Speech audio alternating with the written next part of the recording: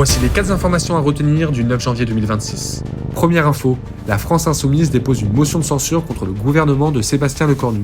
LFI accuse l'exécutif de piétiner la souveraineté populaire sur le traité Mercosur et le dossier Venezuela, notamment en ne condamnant pas l'opération américaine qui a capturé le président vénézuélien le week-end dernier sans mandat international.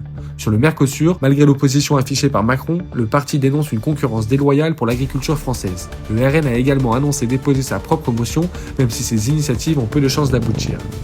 Deuxième info, tension maximale aux États-Unis après la mort de Renée Nicole Goode. Cette américaine de 37 ans, mère de 3 enfants, a été tuée mercredi à Minneapolis par un agent de l'ICE, la police de l'immigration. Le vice-président américain Jill Evans parle de légitime défense et affirme qu'elle aurait tenté de percuter les agents, une version contestée par les élus démocrates qui s'appuient sur des vidéos en ligne. Les manifestations ont éclaté dans plusieurs villes, tandis que le FBI a été chargé de l'enquête. L'ICE multiplie ces derniers mois les arrestations et expulsions massives, des opérations jugées violentes et souvent hors du cadre légal. Troisième info, en Iran, la contestation entre dans sa 3e semaine. Déclenchée par l'effondrement du pouvoir d'achat, les manifestations se sont étendues à de nombreuses villes et ont fait au moins une trentaine de morts selon des ONG, avec plus de 2000 arrestations. Jeudi, les autorités ont coupé Internet à l'échelle nationale, une tactique qui facilite la répression violente tout en empêchant l'organisation et la diffusion d'images. L'UE a dénoncé vendredi une violence inacceptable contre les manifestants.